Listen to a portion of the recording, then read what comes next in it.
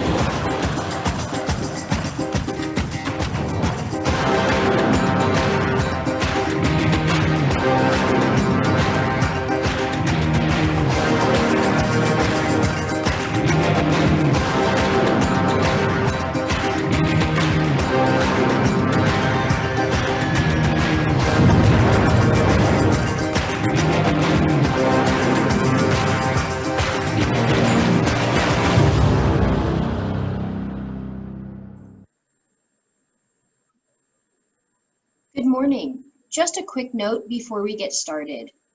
Please direct all questions for our panelists to the Q&A section. You can click on the Q&A button at the bottom of your screen. Before typing your question, please make sure to note which panelist your question is directed to.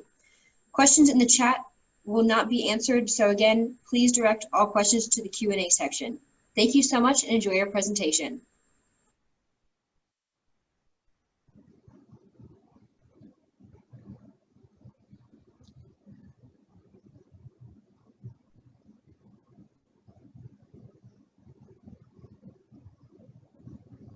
Good afternoon.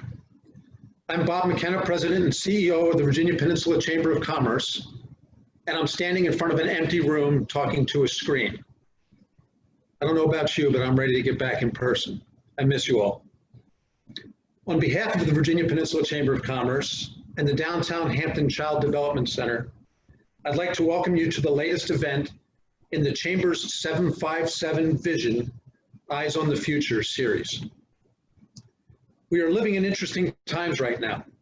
Globally, we are in the health crisis known as COVID-19, which has affected businesses large and small and adversely impacted our economy. However, there are opportunities for not only recovery, but the growth and diversification of our economy here in Hampton Roads. In keeping with the Virginia Peninsula Chamber of Commerce's mission to connect business with opportunity through facilitation, advocacy, communication, and education, I present you with Early Childhood Education in the 757.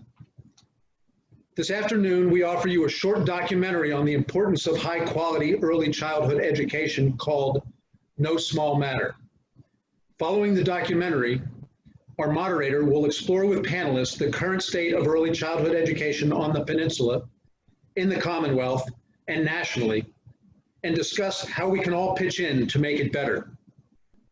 We certainly can all agree that high-quality early education is critical to our local economy and our future productivity as a nation. Please sit back and enjoy today's program. Before we get started, I'd like to recognize some distinguished viewers in today's audience. United States Congressman Bobby Scott, State Senator Monty Mason, Hampton City Mayor Donnie Tuck, from Senator Mark Warner's office, Drew Lumpkin, and Newport News City Council member Dave Jenkins. I would like also to take a moment to thank our gracious sponsors who made this event possible. Huntington Ingalls Industries, the Peninsula Community Foundation of Virginia, the Petters Family Foundation, and today's presenting sponsor, Cox Virginia. Representing Cox today is Sarah Buck. Sarah is part of the Government and Public Affairs team for Cox Virginia. By title, she is a Public Affairs Manager. Her focus is working towards building a better future through business development opportunities, digital equity programs, and corporate social responsibility. Sarah currently serves on the Virginia Peninsula Chamber's Board of Directors and is immediate past president for the Hampton Roads chapter of PRSA, Public Relations Society of America.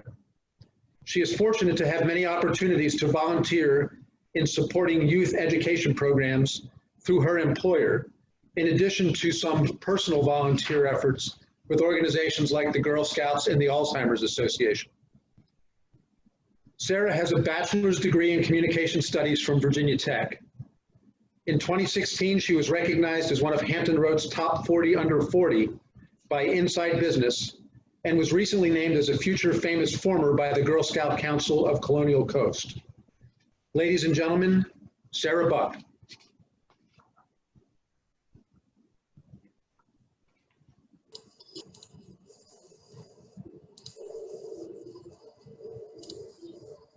Hi, good morning. Thank you, Bob. I didn't get to go Hokies today. What's up with that? Hopefully you all got to see the Cox video that was playing before we got started. I just love it, and who would have thought that that would be a reality today, but it is. It's always a pleasure to see so many familiar faces on Zoom and to see your names pop up on the list, but it's even more exciting to see new ones, so thank you all for being here today. Some of you may already know this, but Cox is a family-owned company. 122 years ago, James M. Cox began what is now the largest family-owned broadband operator in the country. But before Cox Communications was even a twinkle in Mr. Cox's eye, he was an educator. That's why our philanthropy remains rooted in youth education, particularly in STEM, and building a better future for the next generation. We've done so much over the years to support youth initiatives in Virginia and across the country, but there are still gaps. And COVID has certainly been a defining moment in showing us that our work isn't done. Even with our president and CEO, Pat Esser, recently committing an additional $60 million to our Connect to Compete program, which is our low-cost internet program, we can't solve this on our own. Through programs like Connect to Compete and continuing to work closely with our school system partners here on the peninsula and across the state, we're finding ways to connect students and their families so they're not left behind. I'm really looking forward to today's conversation, and we're proud to be a presenting sponsor today.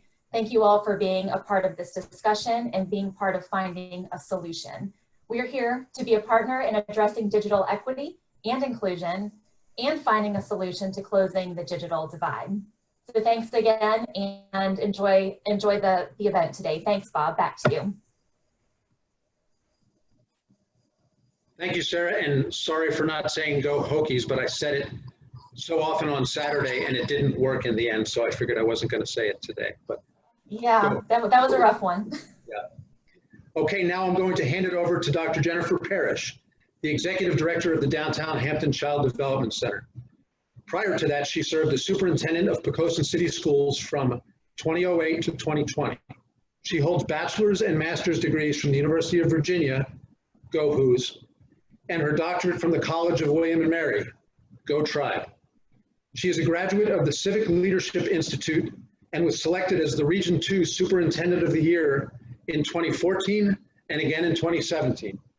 She also currently serves as an adjunct professor at the College of William and Mary, as a member of the WHRO Board of Directors, a member of the UVA K-12 Advisory Council, and a member of the Mercury 64 Kiwanis Club.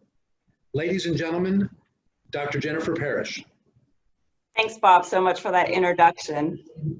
And I want to first say hello. And as the Executive Director of the Downtown Hampton Child Development Center, I want to share just a little bit about us. We are a nonprofit, private early childhood center, which is, thanks to the support of our community, is able to serve children from all backgrounds, incomes, and abilities. We're a wonderful melting pot where everyone learns together and from each other. We serve about 200 children annually, ages 6 weeks up to 5, and our families come from all over the peninsula for our unique combination of high quality and affordability.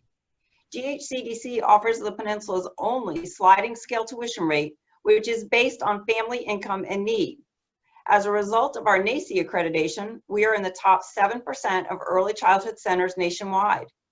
We are thrilled to be the co-host for this event today with the Peninsula Chamber of Commerce.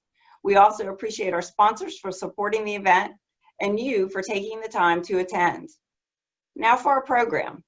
You are about to watch a portion of the documentary called No Small Matter, which explores the most overlooked, underestimated, and powerful force for progress in America today, early childhood education.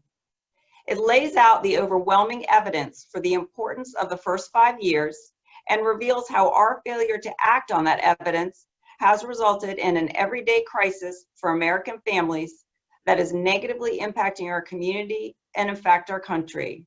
And certainly during our pandemic, this has never been more true. Please join me now in watching the film and know that you're watching just a portion of it. And if you'd like to see the entire film, it is available on Amazon Prime. I hope you enjoy it and find it thought-provoking and informative. Okay, me again. I hope you all enjoyed that and found it as informative and as impactful as I did. And now on to our panel. Our moderator for today's panel is Marisa Porto. Marisa is the Assistant Dean at the Scripps Howard School of Journalism at Hampton University.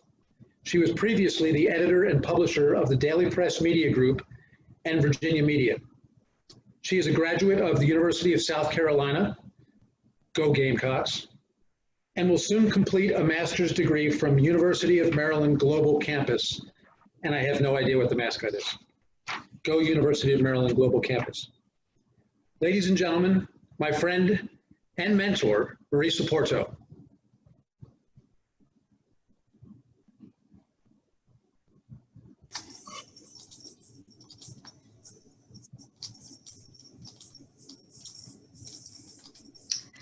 Good afternoon. Thank you, Bob. We're at the beautiful campus of Hampton University, our home by the sea. Thank you all for joining us today to discuss early childhood education in the 757. We have brought together an esteemed panel for this important discussion. Each of them brings a unique perspective to the conversation. With us today are Diane Olmstead, a veteran educator and executive director of Smart Beginnings, a Peninsula nonprofit dedicated to making certain children start school prepared and healthy. Dr. Jeffrey Smith has been the superintendent of Hampton City Schools since 2015 and was named the 2020 Superintendent of the Year for the Commonwealth of Virginia. And Mike Petters, Chief Executive Officer of Huntington Ingalls, America's largest military shipbuilding company and the co-founder of the Petters Family Foundation. Thank you all for bringing your expertise to our conversation today. Let's get started. I'll begin with you, Mike. What about this film resonated the most with you? Well, thanks first of all to Bob and you all for putting this together.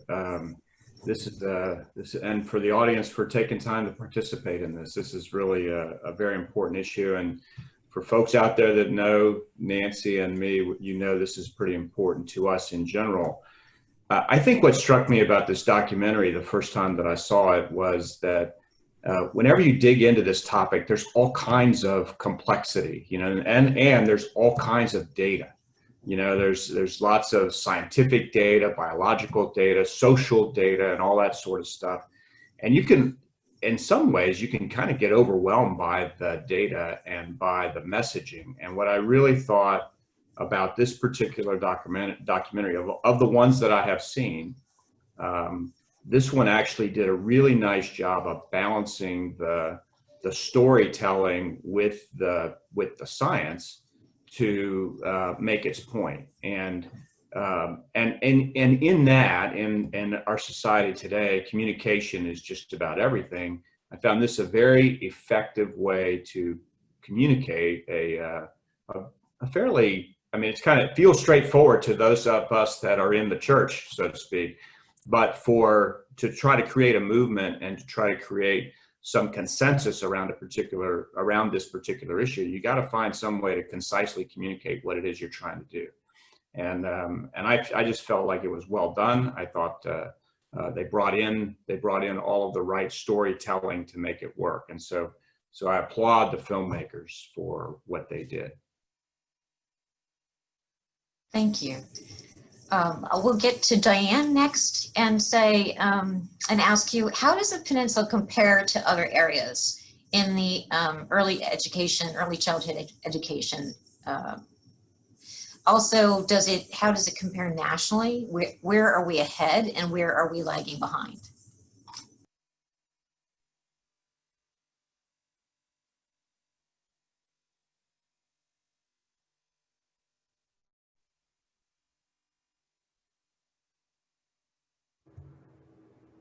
Hey, Diane, we're not able to hear you.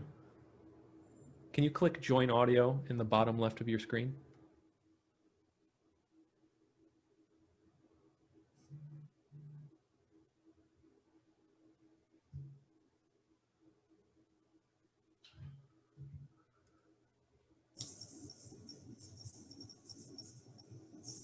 No, we're still not hearing you.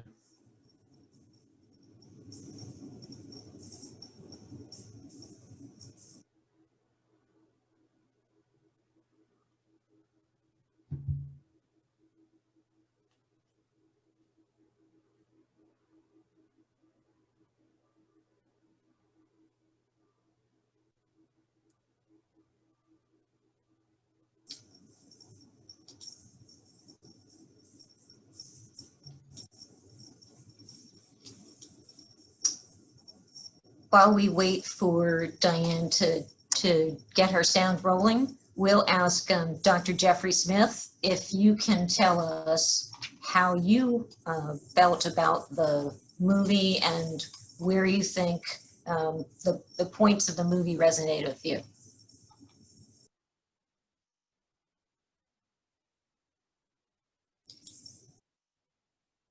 There we go. Can you hear me? We can. Thank you. Absolutely. And thank you for the opportunity to really serve as a participant in this important conversation. And I think that as we place in context the importance of early childhood education, it was very telling from the standpoint that we know up front that young people need the opportunity and the experiences. And so it's important for us to recognize that, but also to put into context the resources that we can bring to bear to support early childhood education to ensure that all young people have access to high quality early childhood education. And I think that when we think of that and put it in context, here are some things as a school division that we have focused on. For example, we have worked with the Virginia Department of Education to expand the number of pre-K slots in Hampton through the Virginia Preschool Initiative. Currently, we have approximately 650 preschool slots, which is an increase of 200 student slots over the past school year. And we understand the importance of literacy and numeracy, and that was certainly highlighted as well. But not only literacy and numeracy, I think what was brought to the forefront, the social and emotional learning, and that both are critical to children's development. And to this end, we have revised our curriculum in Hampton City Schools, even at the pre-K level, to place a greater emphasis on social and emotional learning. So it's not just, the oral language skills, the fine gross motor skills, math, literacy skills, but also the social and emotional aspect. It's also very important. And I think the challenge that we have before us is that of collectively elevating the importance of early childhood education in our community and its importance. Why?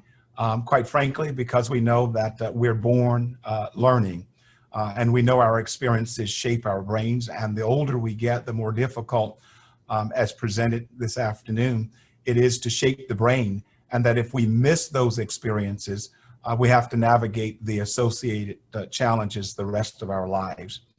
So then the challenge for public schools, I think, if we place into context what we heard and viewed today, and that is how do we reach out to our families prior to students entering our classrooms, and how do we articulate the message in a very clear way that the entire community not only understands but embraces the importance of early childhood development and works collectively toward these important opportunities and experiences for young learners. And so, a lot of context for us, but also opportunities as we go forward to leverage the resources that we have, but also to make certain that we're expanding those resources and that we're creating access, awareness, and access. So that was context for me in terms of what I saw and heard.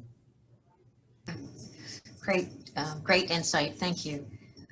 Since we're still waiting for Diane to join us, we will move on to ask Mike, if you can tell us a little bit about how you got involved in the early childhood education topic. Well, it all starts with my wife is a preschool teacher, and has been involved in preschool education for a long time. And, and for years we would talk about what happened in school today. And, and I'd hear the stories of what happened with the 3-year-olds and that sort of thing, and found it interesting and fun. And I knew she was really engaged in that. But then one day, this was probably about 8 years ago, I was actually at a conference in Newport, Rhode Island. And the Secretary of the Navy at the time was standing in front of a room full of CEOs, and he said that if you take our population today from the ages of 18 to 24, and you take out of that the people who do not have a high school diploma, and you take out of that the people who have some kind of criminal record, and you take out of that those folks who have some kind of physical limitation, we are left with trying to recruit people into the Navy. We can only recruit 25% of that population. Well, now, the Navy had been saying that for a long time, but that was the first time that I had ever heard it. And as a CEO sitting in the audience, what I heard was, those are the same people I'm trying to recruit. And wow, that's a small pool. And so how do you get at that and change that 25% into something else? And so I started looking into it, and of course, happened to be married to the answer. And as we started talking about it, and I started finding the, finding and hearing some of the science behind early childhood education, what I came to realize was that the pace of development for kids at that age is so incredible, and the impact on those things that that the Secretary was talking about, high school diplomas, criminal records, health issues, the impact on those things could change that 25%. And so for me, I began to see this from the very beginning as, at the very beginning, since you asked about that, I saw it as a national security issue, as a way that, this country has got a lot to be proud of, but we need everybody on deck. And a way to get everybody on deck is to start early. So. That's great, thank you.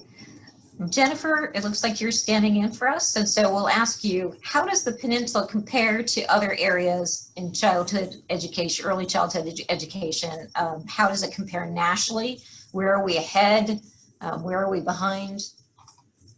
Well, I do think when you look at the peninsula as a whole, I think that because we work collaboratively together in this early childhood world, thanks to the Smart Beginnings, which Diane is the executive director of, where that organization is able to share professional development and training sessions for our teachers, and also help us to find other resources for our centers so that we can support not only our children but our families, which you saw how important that was in the video.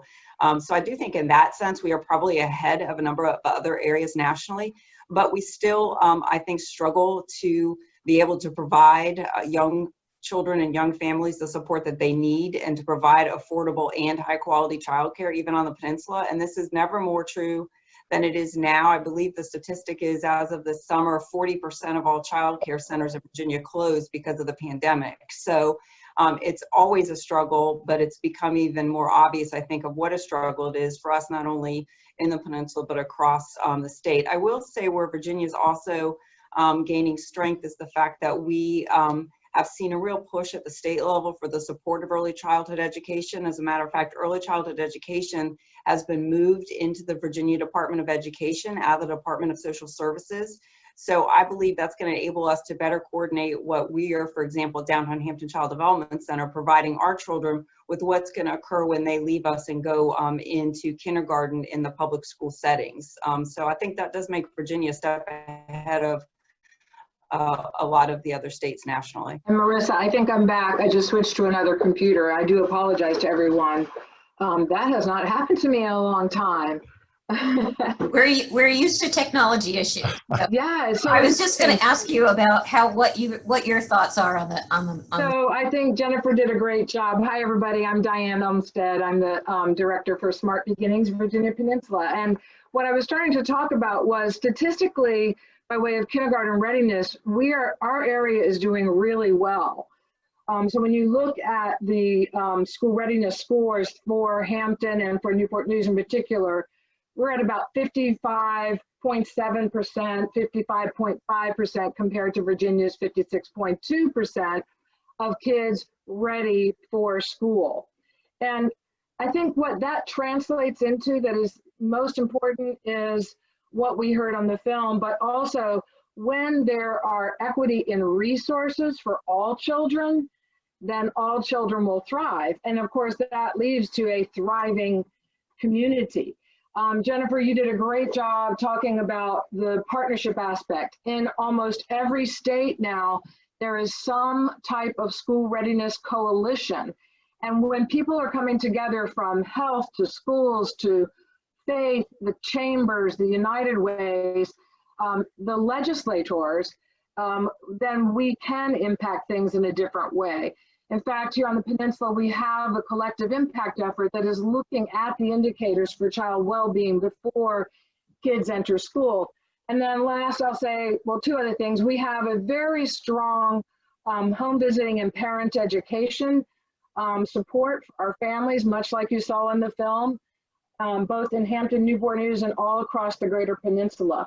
And we also have the one and only prenatal screening program here on the peninsula for pregnant moms so that they can receive resources and know how to have healthy birth outcomes, which lead to healthy child development. The last thing I want to give a real shout out to on how we're doing with the rest of the country.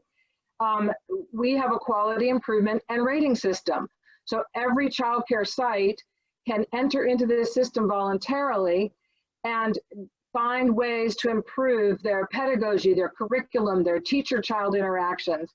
And here on the peninsula, there are 150 childcare sites that have enrolled in Virginia Quality. So kudos to our early childhood professionals who are wanting to know better so that they can do better for our young kids. Thank you, John. I will ask Dr. Smith. I know you've been here in Hampton for several years. You also worked as a superintendent in the New Kent area, West Point. I wonder also with your understanding of the entire Commonwealth of Virginia, how are we working to address some of the challenges that you see in this area? Great question. Let me start by saying that certainly with Smart Beginnings, we partnered in terms of Hampton City Schools, but also Newport News Public Schools, along with, as I said, Smart Beginnings, to really identify what we consider to be some of those foundational skills in terms of a checklist that we could share with the broader community in general, with parents and so forth.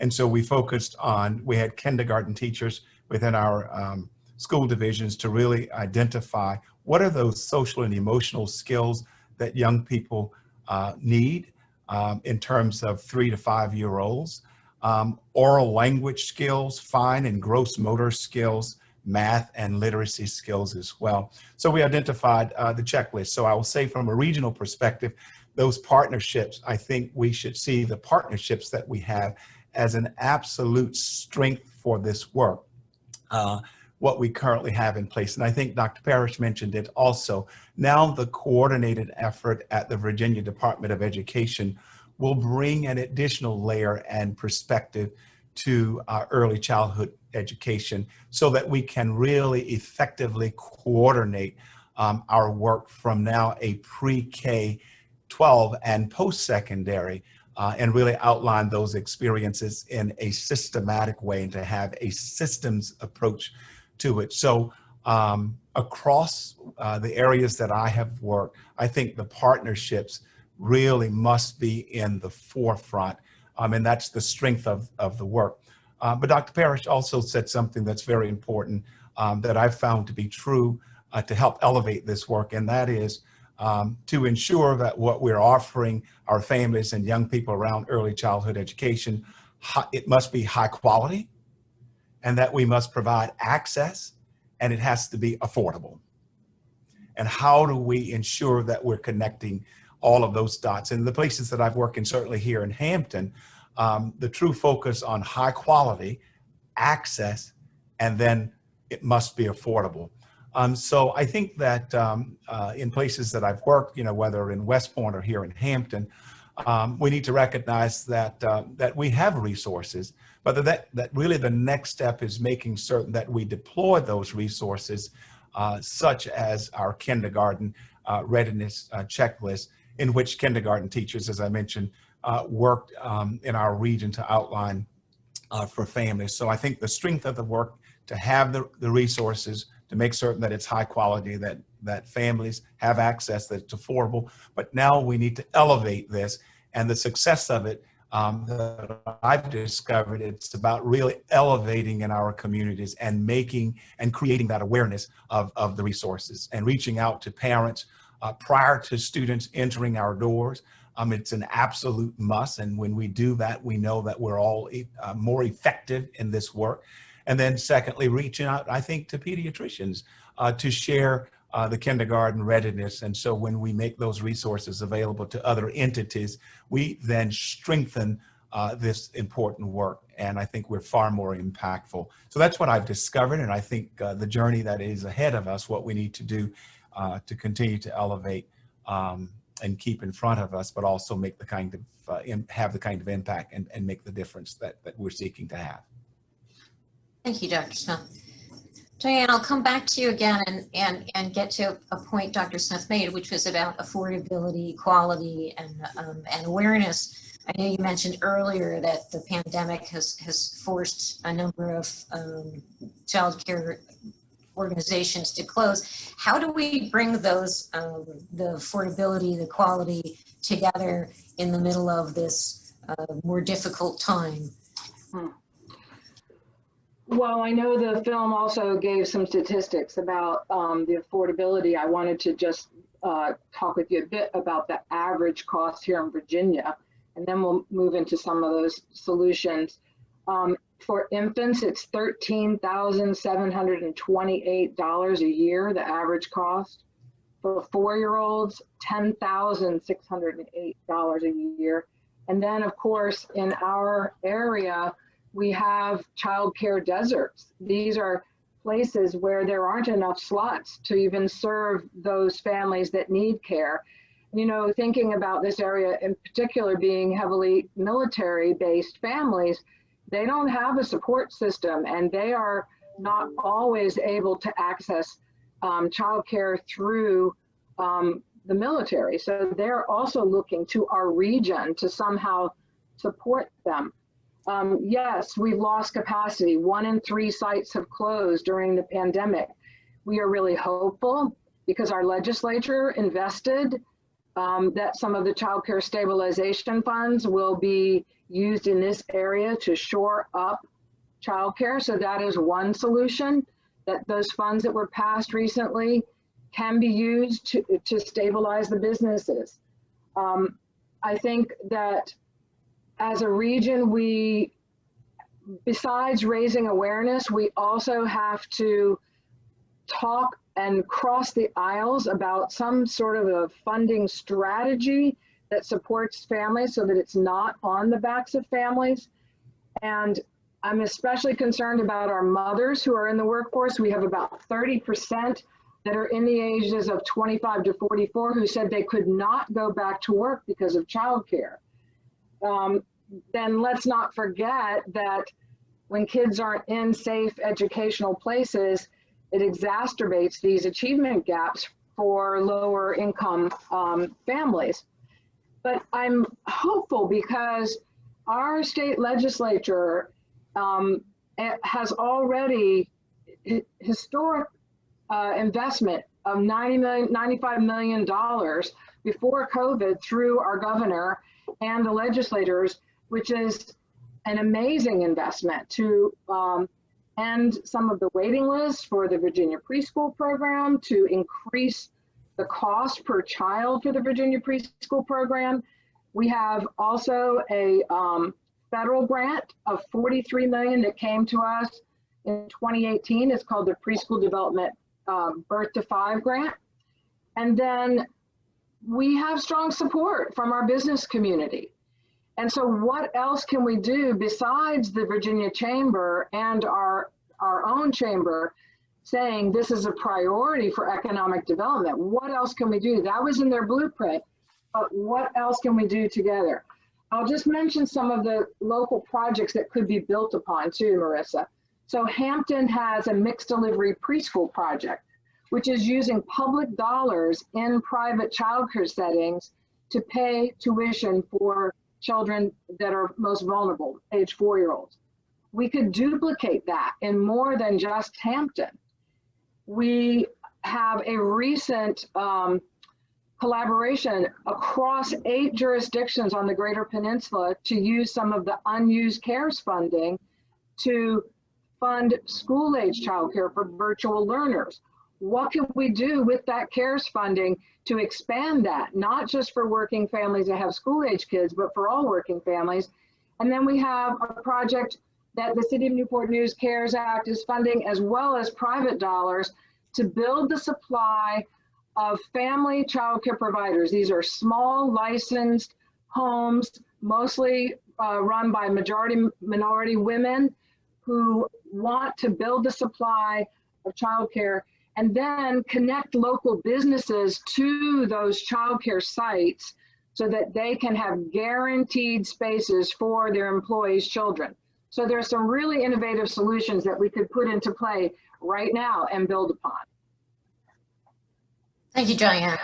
Mike, I think this is a good opportunity for us to come back to you and say, what can the private sector do to better support early childhood education? I know you've been involved in this area for a long time.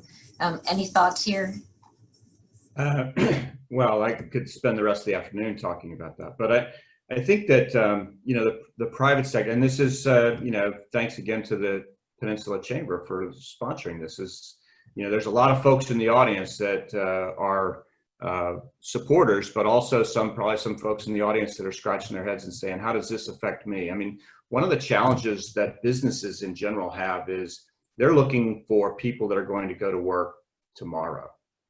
And so their thinking typically is, how do I invest in some workforce development effort that's going to allow me to make sure that I have the workers show up tomorrow that I need to have? And early childhood, you know, for a long time, early childhood education and development has kind of fallen on the back burner because that's not a tomorrow problem. That's a future business leaders problem. It's not my problem. You know, but the other thing is that really smart business people know that when you have a system and you put it under pressure, any cracks in the system are going to reveal themselves. You know, and that engineers know that, but business leaders know that all the time. And so when things are going well, that's when you really want to go and try to figure out where those cracks are and sort that out. You know, Diane talked about the legislation and the funding that came from the, you know, from the General Assembly and the governor this past year. I would at least argue that one reason for that, not all the reason, one reason for that was that about 5 or 6 years ago, the state chamber and Smart Beginnings and the Virginia Business Council stood up together and said, early childhood education is something, it's a requirement for workforce development. And we made that connection between early childhood education and workforce development, which, you know, basically made it safe for legislators to be in favor of this. And the business community actually has a kind of an outsized role in being able to influence legislation like that. Now, as a businessman, you've got to sit back and say, okay, Mike, that's great. I mean, you got a couple of big companies. We're the largest employer in Virginia and in Mississippi. And I would note that not only does the Virginia Chamber have on their blueprint that early childhood is a priority, so does the Mississippi Economic Council. They say the same thing, and it's probably not a coincidence that we're the largest employer in both states. But I would point out to those business folks out there and say, well, yeah, Mike, that's great, but that's still not affecting my worker tomorrow. And so this is great to be strategic when you're big, but when you're small, you got to worry about tomorrow. Well, just this past Friday, the Department of Labor put out their recent statistics. Do you remember what I said? The foundation has cracks in it, and it reveals itself when the system is under pressure.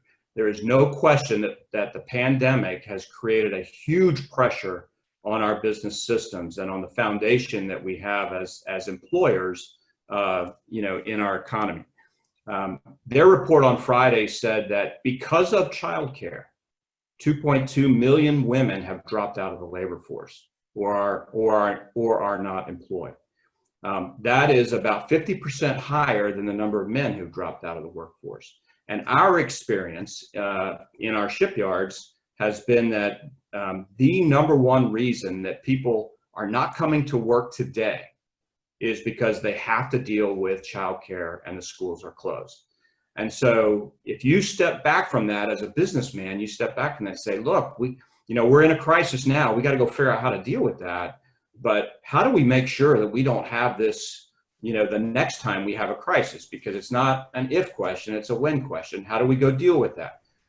Well, doggone it, we better start investing in this a whole lot earlier than we have been.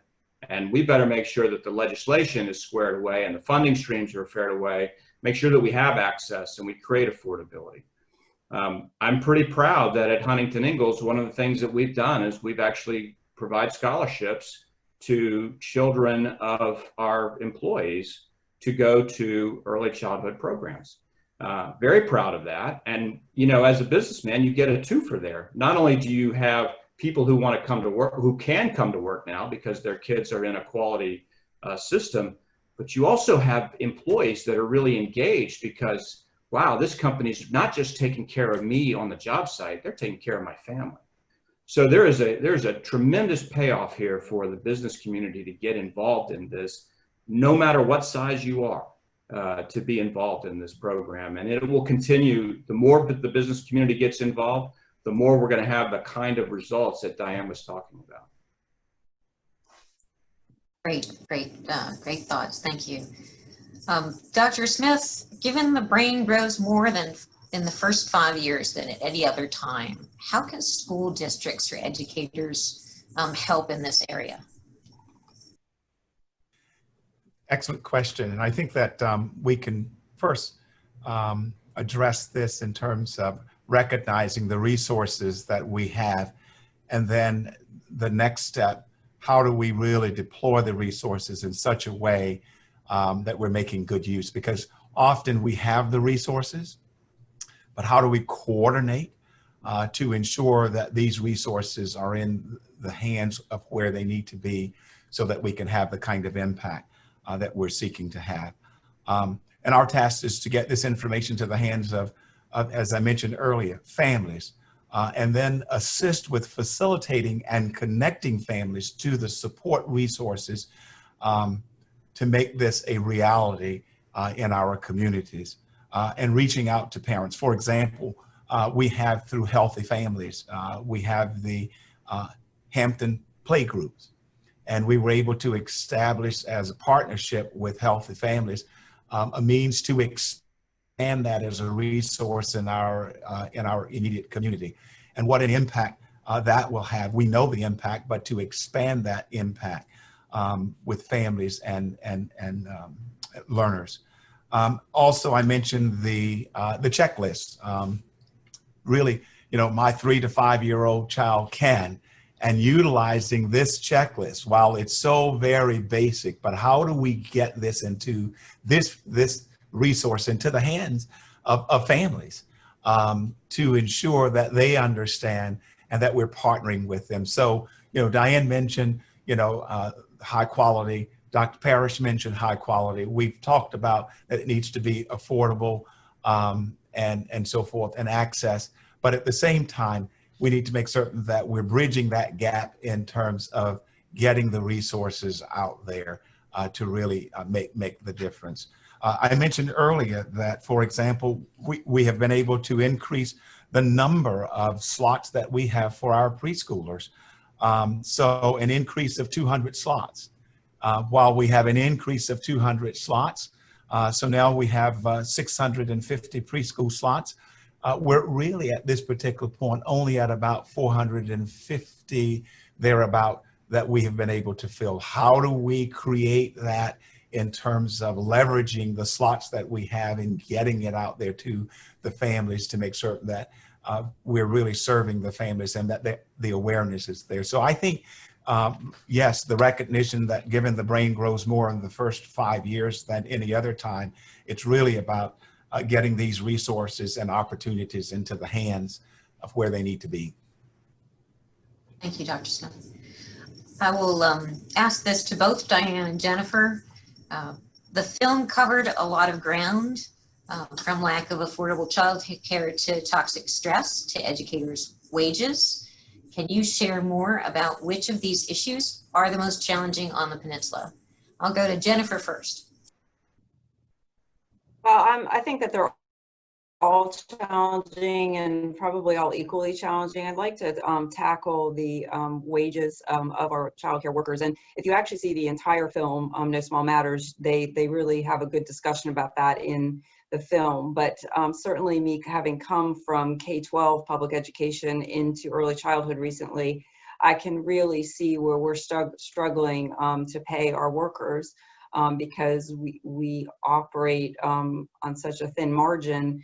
So it becomes very challenging for us to employ these workers because many of them themselves are working 2 jobs and they themselves are, bordering on poverty while serving the same families and children themselves that are in poverty. So I really believe it's going to take a collective effort across our Commonwealth and the country to start to help people understand the importance of getting these wages raised.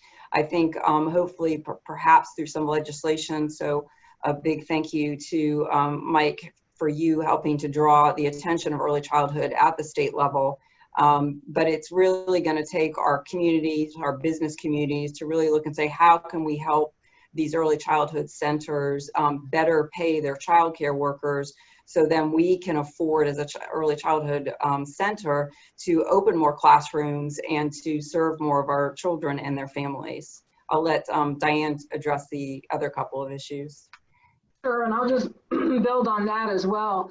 I mean, one of the things that some states are doing that's very creative is working with local employers to have contracts with those employers. So the idea would be that an employer buys, let's say, 10 spaces at a local childcare site. It's guaranteed tuition payment to that site, and the families have a guaranteed space. So I think some of those ideas, just shoring up the business end so that owners and directors like you, Jennifer, can actually count on those resources, along with the worthy wage, because we know that childcare providers don't even make as much as parking lot attendants, or sometimes fast food in this day and age in that industry. But besides wages, I think we also have a workforce development issue, and we need to work more closely with our higher ed and community colleges to help our teachers get the education that they need, either by a certificate or by a degree. And then I would add affordability, affordability, affordability. We do not want families to have to be making decisions about food and housing versus childcare, and yet it happens every single day. And then supply. I said before, we have childcare deserts, areas with low or no space for children at all, and especially for families that are working alternative shift work hours in our hospitals, at the shipyard and beyond. And then the last piece I would say is infant and toddler care. So I remember taking a call here because I was the only person from a mother who just moved to this area, and she has 3-month-old twins. She cannot find childcare. For the babies up to age 3, we are needing some solutions to build that supply. And even though it costs more because there are more teachers involved and more materials, we have to look at this investment in children as a core value in our community for our kids and our families, but also for our essential childcare educators. Thank you, Diane. We in the documentary, the gentleman said, "You won't find a better return on investment than early childhood education." So I will kick this question to you, Bob. Can you talk about early childhood education and childcare as it pertains to the Chamber's Get Back to Work plan? I'm not on the panel. Okay, I'll be happy to answer that, but I think Mike Petter's already touched on this a little bit, but maybe not specifically the Get Back to Work plan, but the Virginia Chamber has the Get Virginia Back to Work plan, and it's on their website. If you haven't taken a look at it yet, I would encourage you to jump on their website and take a look. It's a wonderful document, it's a wonderful plan, and it prominently recognizes the critical nature of early childhood education and creative childcare arrangements, building educational resiliency. All those things are right in the plan, and there's some very specific initiatives, and Mike touched on one, even not specifically by name, but they're encouraging and incentivizing employer-operated and subsidized childcare options at or near work sites. And you know, that's the skin in the game that the business community and the industry community has in ensuring not just our future workforce, but ensuring that our current workforce can come back to work, either during the pandemic because we're figuring out ways around it, or as the pandemic winds down. So I remember hearing a couple of years ago, and I don't know if it was Mike or Jennifer Boykin at Newport News Shipbuilding, said something like, the people who will build our following carriers, you know, we got the 2-carrier build, right? The people who will finish up those carriers are in pre-K right now. But I would take it a step further and say some of them probably aren't even born right now. So I know we have 18 and 19-year-olds working in the shipyard, and the maritime industry is so critical to Hampton Roads that we have a vested interest in, and Mike and Jennifer obviously have a vested interest in creating that future workforce. So that's my story. Well, thank you all for, Bob, if you want to take it over. Close it off, all right. Okay, so I'm sure that a high percentage of the people who signed up for this today are working in the early childhood education or the education industry. And I know some are business owners, CEOs, presidents also. So there's no shortage of passion on this topic. But I still think that this program will drive more passion and will inform some of the uninformed. So how could you not be passionate about a topic like this? It really is critical to our current economy and our future productivity as a nation. So I'm sure you're all fired up and ready to take some action to ensure the successful future of our children, our community, and our economy and workforce. And we'd like to help facilitate that action moving forward. The first step will be a very short survey that we will send to all who registered for this event. Please take a few minutes to answer it, and really is just a few minutes. And then stay tuned as we move forward together. In closing, I would like to once again thank our very gracious sponsors for making today's event possible. I'd also like to thank our great panel and our moderator, Marisa Porto. So thanks for taking time from your busy schedules to be with us today. And thanks to all of you for joining us. I'd like to see you all on November 19th on the screen, of course, at the Hampton State of the City, November 19th. So you can sign up for that on our website. And I hope you'll also join us for future events in this series, the Chamber's 757 Vision Eyes on the Future series. Thanks. Have a great day.